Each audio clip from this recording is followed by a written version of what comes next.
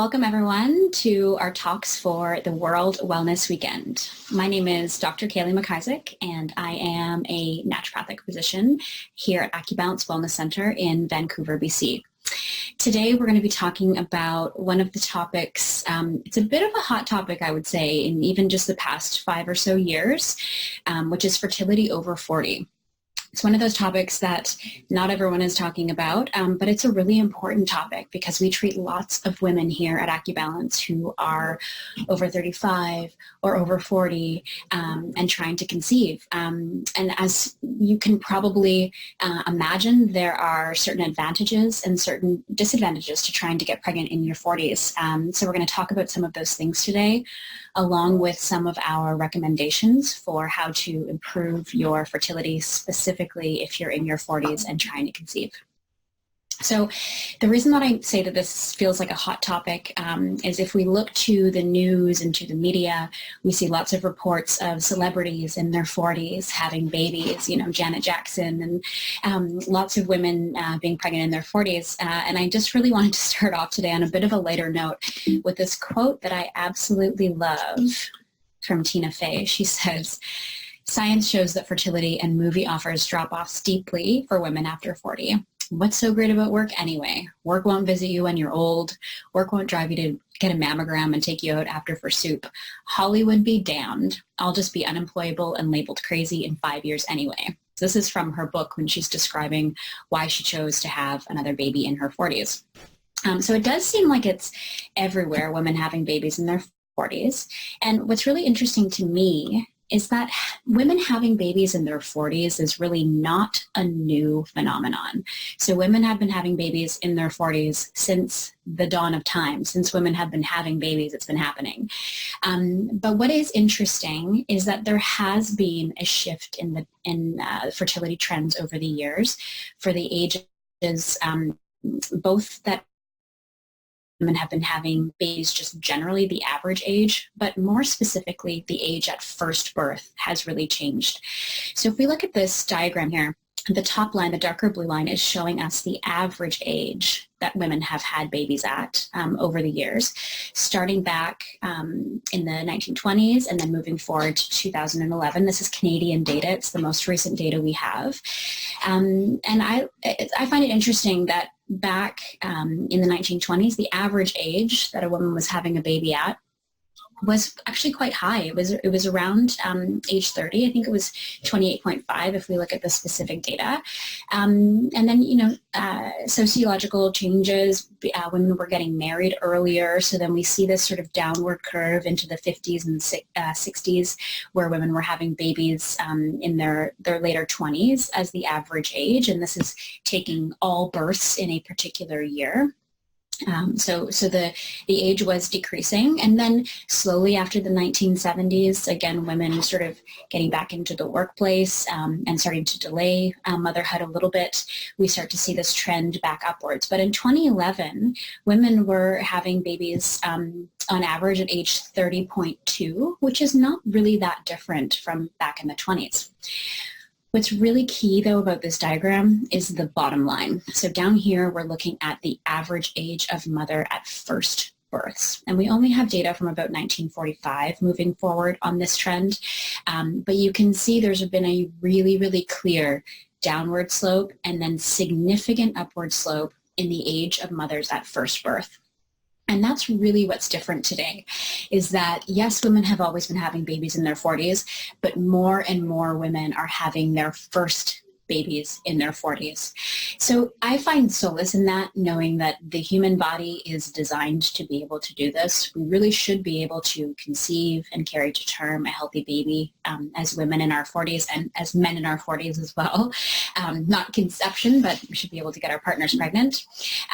So that's something that we should definitely biologically be able to do. And the only difference is that our first babies are happening later. So with Being pregnant in your 40s, most of the data and statistics is on women and the health of their babies when women carry babies in their 40s. But there's a little bit of data on male health as well in the late 30s and early 40s, having impacts on the future health outcomes of the babies that they're fathering. So really the challenges when you're trying to fall pregnant over 40 are twofold. First, in many cases, it can take a longer time to conceive, or it can be harder to conceive. So a diagnosis of infertility affects roughly 16% of all couples in Canada, and it affects more couples who are over the age of 40. So the percentage of couples who are diagnosed with infertility increases the older the age of the mother. So if a mother is between 18 to 24, infertility affects roughly 10.5% of couples, and it's as high as over 20% if the female partner is 40. So it does in many cases become harder to fall pregnant. Really the main reasons for this are that we see a fairly significant decline in both the number and the overall quality of egg cells for women over 40. But we also do see a decline in sperm parameters. So sperm parameters can start to change as young as when men are 34, although we all know Hugh Hefner fathered babies in his 70s.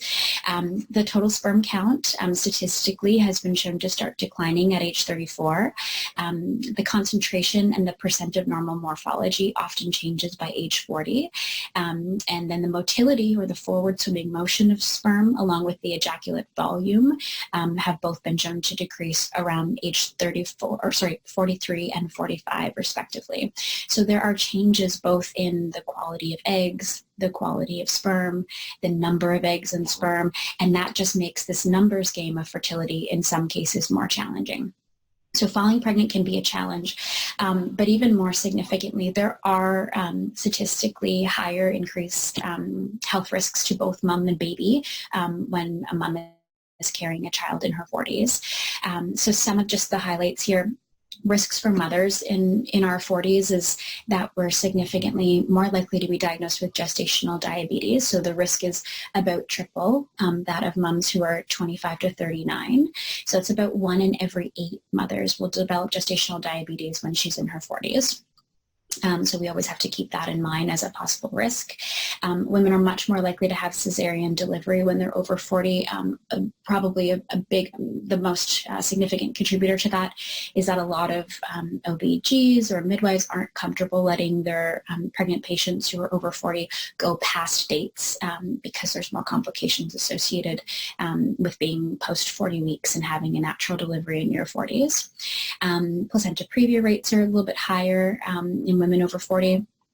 And then labor complications and interventions as well. So very often women will have assisted vaginal deliveries, which is like forceps deliveries. And then there are higher risks for premature separation of the placenta and a few different complications. Specifically for our babes, when we're talking about fertility, we're always talking about just wanting to have a healthy baby. And there are a few risks that we have to be aware of, and we want to try and mitigate as much as possible. Again, preterm birth does also affect the health of the babe, so that's a risk for babe too. Women who are over the age of 35, rates are more than 20% higher than those for women of age 20 to 34. There are higher risks as well for gestational age babies, higher risks of chromosomal defects, and then Down syndrome is really the most significant. Rates increase from about 1 in 1,000 if mom is between the ages of 20 to 34, up to 1 in 38 when a woman's over 40, and up to 1 in 12 after mom is age 45. So the risks of Down syndrome really do significantly increase with the older maternal age. And then autism rates as well follow an increasing trend with increasing maternal age. So there are some risks, absolutely, and we want to be aware of these. And I'm going to show you in a minute some of these things are what we really do target with our treatment with our patients who are over 40. So awareness is key. That's step number 1. But I'm going to show you as well, it's not all doom and gloom. There are lots of advantages to having babies in your 40s.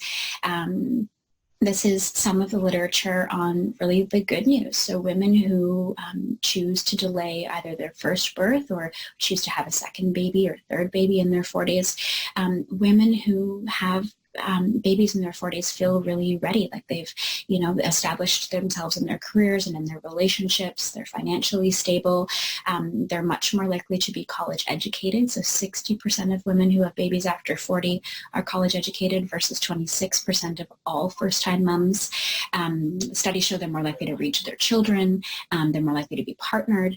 And interestingly, not only are women typically more stable financially in their 40s when they go into a pregnancy, but they're also much less likely to suffer what's called the motherhood penalty, which means when you take a break from work, you take a maternity leave, you go back to work, very often you won't progress as quickly in your career. So most women are able to take a maternity leave in their 40s and go right back to the careers that they had before. So that's really good news.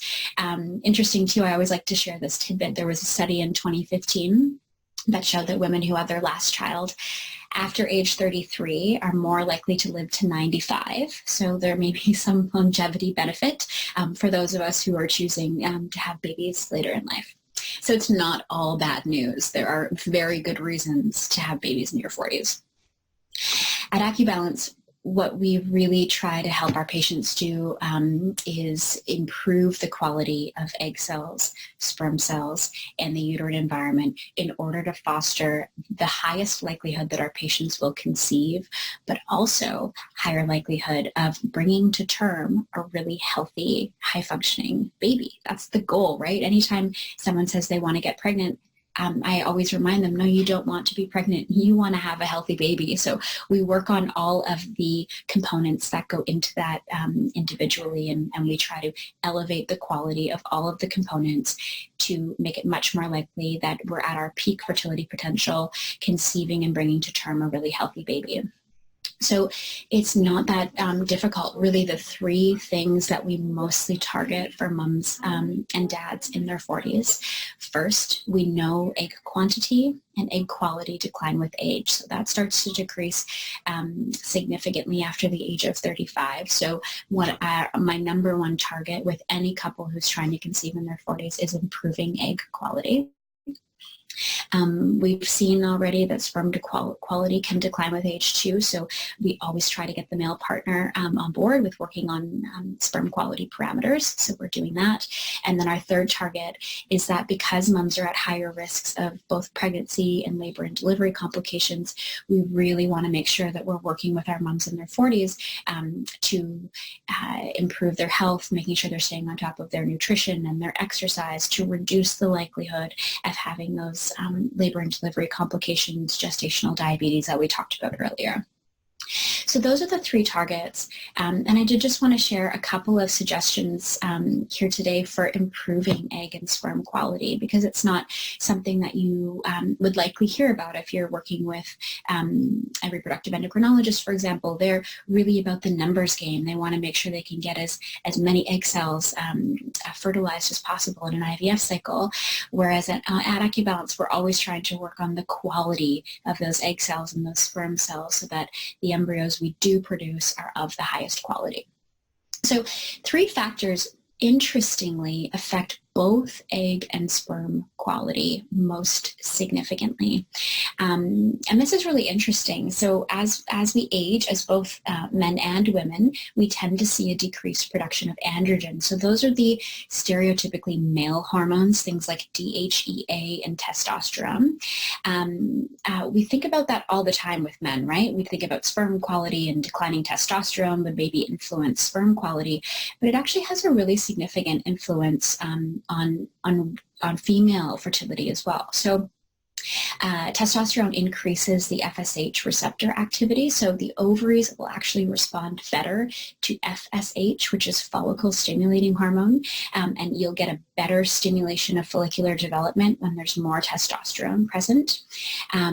It stimulates IGF-1, which is a growth factor, again, helping to stimulate primary follicular development. Testosterone stimulates, increases the number of primordial follicles and improves granulosa cell health. Granulosa cells surround the follicles and nourish them.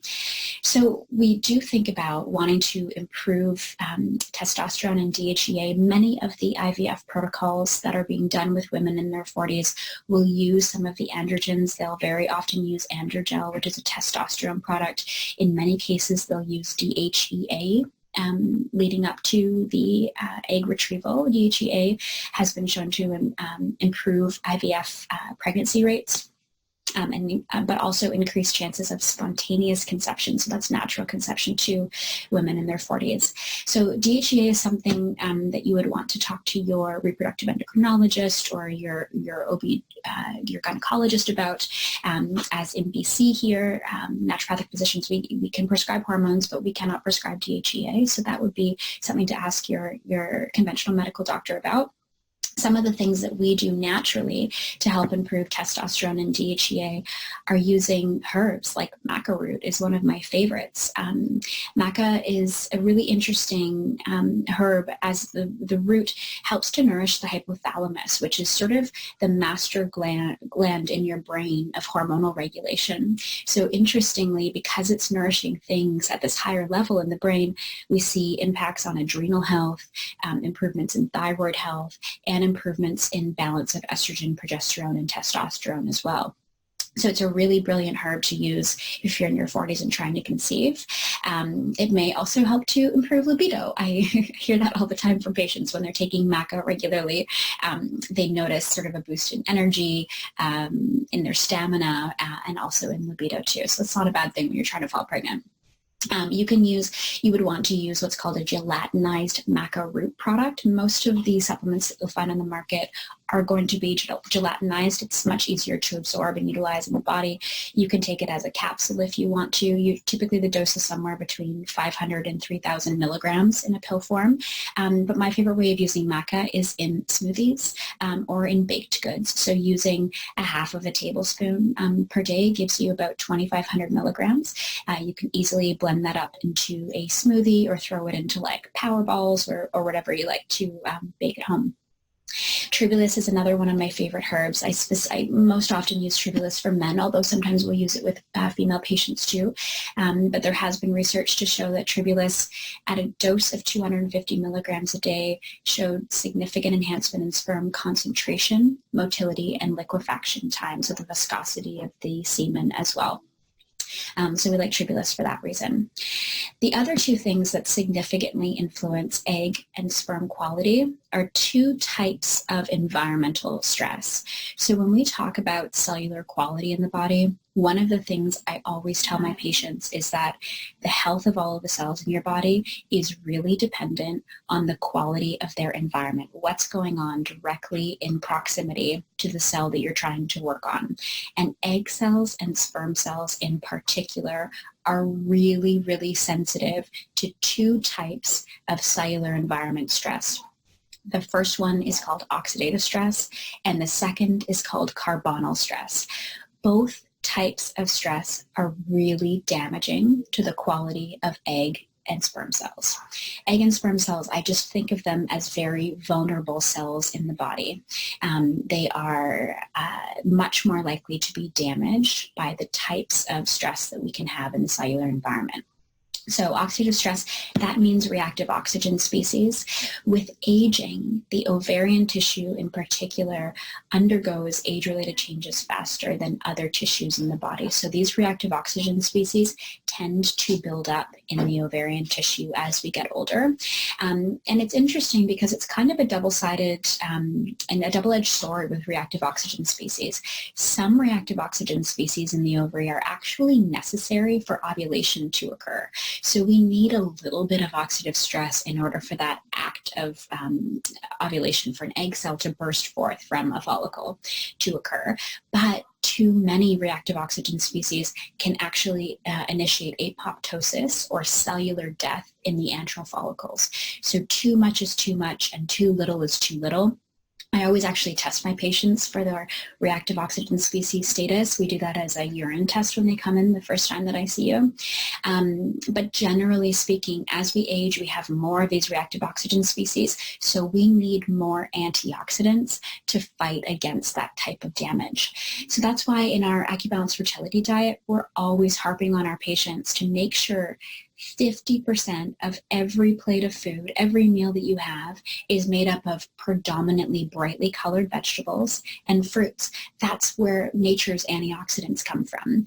We always encourage patients to eat the rainbow, so the number of different colors of fruits and vegetables, they all contain different types of antioxidants that would work from different angles to protect the egg cells and sperm cells against this type of reactive oxygen species damage. And then two of my favorite supplemental antioxidants are coenzyme Q10, which is the most well-studied antioxidant in the context of fertility. Depends on the type and the form of CoQ10 that you're using, but typically doses are somewhere between 400 and 600 milligrams per day for both men and women to improve egg quality and sperm quality. And then N-acetylcysteine, or NAC, as we refer to it because no one can ever remember what it stands for. NAC is a precursor in your body to glutathione. Glutathione is the body's most potent antioxidant. It is highly involved in phase 2 detoxification through your liver, but it's really, really supportive to optimal cell quality. So I like to use somewhere between 900 and 1,000 milligrams a day if we're doing it for egg cell or sperm cell quality. And in some cases, like women with PCOS, will use even higher doses of N-acetylcysteine. So those are two of my favorite supplemental antioxidants. The other type of stress that we're talking about here, carbonyl stress. So I always think of oxidative stress kind of like body rust. Like as we age, there's more reactive oxygen and it can cause sort of like a rusting or a decay in the cellular quality. Similar with carbonyl stress, but carbonyl stress is the type of stress that comes from exposure to what's called advanced glycation end products. So these are damaged glycation end products, meaning they're coming from the glucose system in the body, and they are particularly damaging to sperm cell quality and also egg cell quality too. So these AGEs, which they are appropriately named, they absolutely will break down tissue in the ovaries and in the testes as well. So they impair vascularization is one of the first things that they will do. That's really something we don't want happening when we're trying to conceive, because vascularization is blood flow, which is bringing nutrients and oxygen to the developing egg cells and the developing sperm cells. Really, really important to improve vascularization for egg and sperm quality. It's one of the reasons we love to do acupuncture for fertility. Drives blood flow to the uterus, to the ovaries, and to the testes as well. So these AGEs can impair vascularization. They reduce nutrient uptake by the follicles and by spermatocytes, and they can cause cellular hypoxia, or not enough oxygen in the cellular environment. So this is another type of stress that we definitely want to avoid. Our biggest exposure to these advanced glycation end products comes from the intake of glycotoxins. Glycotoxins are formed when foods are cooked or fried at really, really high temperatures. It actually damages the glucose and the carbohydrate molecules and produces a lot of these AGEs that we don't want in our system. So one of the recommendations we have is to reduce the intake of any fried food and any food that's been cooked at a really, really high temperature that just damages the molecules and can cause this kind of carbonyl stress in the system. We also want to balance blood sugar. When blood sugars are out of control, again, naturally within the system, we will produce more of the glycotoxins ourselves.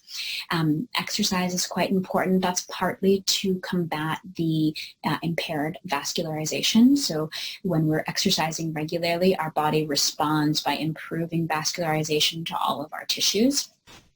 Green tea is a particularly effective protectant against the AGEs. So if you love to have a matcha latte, hopefully that you're making at home yourself without tons of sugar in it, or green tea throughout the day, that can definitely help to combat carbonal stress. Curcumin, which comes from turmeric, we like to use in a dose of about 500 milligrams a day to reduce that carbonal stress. And then N-acetylcysteine that we talked about in the oxidative stress piece is also a great protector for cells against those AGEs. So these are just a few ideas to hit those real targets for egg and sperm quality. And the last thing I wanted to touch on today is maternal health during pregnancy. So we know we have to work on egg quality and sperm quality in order for you to fall pregnant. But then what we have to think about is that mom has to carry and nourish this fetus through all of these incredible developmental stages for like 40 weeks before a babe gets out into the world. And in that time is a really, really fantastic opportunity to positively influence the future health outcomes of your baby. So some of the recommendations that I have for my patients, we tend to see patients all the way through their pregnancies. So I touch base with patients about once a trimester. Our acupuncture team is seeing them weekly in the beginning, monthly throughout the middle, and then weekly again at the end, really working on nourishing the body so that mom can really nourish the fetus. One of my first recommendations is to try and build a team of people around you who have your best interests at heart. So you want to make sure that you mesh well with your midwife or your OBGYN or your family doctor, whoever's going to be your primary care physician throughout your pregnancy. Make sure that they're asking about your preferences and how you would like to labor. There's lots of things to talk about with your primary care doc, and you just want to make sure that they're on your side and in your corner for when the big day comes. You should have a naturopath on your team, an acupuncturist. You may or may not choose to have a doula there present at your birth. Chiropractor is really fantastic for helping to keep things in alignment as your body shifts so that everything can come back naturally as it's meant to. Pelvic floor physiotherapy and RMT on your team. Really start to take a look at what's available to you in your community to help support your health during your pregnancy. Exercise, nutrition. Generally what I say with nutrition is you really should be consulting with someone who's specifically working with you, but one of the major things that I talk about with patients during pregnancy is balanced blood sugar. So in pregnancy, it's very common to feel like you can't eat massive meals all the time, like you need to snack throughout the day. So eating smaller meals every 2 to 4 hours is often helpful to reduce nausea. It's also helpful when your stomach gets big, or your uterus gets big and your stomach gets small, so you can't tolerate large meals as easily. And it's also helpful for stabilizing your blood sugar. So eating smaller meals more frequently, making sure your meals always have fat and protein in them, and again, prioritizing fruits and vegetables and high quality protein and really high quality fats are all of the things that we want to be thinking about. For exercise, you will have a decrease in your ability to tolerate high intensity exercise and in your stamina and your endurance, and that often happens quite early on during pregnancy, but it's just one of the things that we take into consideration as we're building an exercise program. But exercise enhances how you use blood sugar. So absolutely that can be prevention for gestational diabetes, helps with that blood flow we were talking about and your nutrient circulation to babe, prevents gestational diabetes, and also can improve your mood too. And then stress management and sleep, also, as always, very important things to keep in mind when you're pregnant. There are lots of stresses on your body, so reducing the amount of emotional stress during pregnancy can just also make you feel strong and beautiful throughout your pregnancy too. Sleep, I always recommend that women are getting at least 6 hours of sleep in a 24-hour period. Any less than that has been shown to improve to increase labor and delivery complications. So we want at least 6 hours of sleep.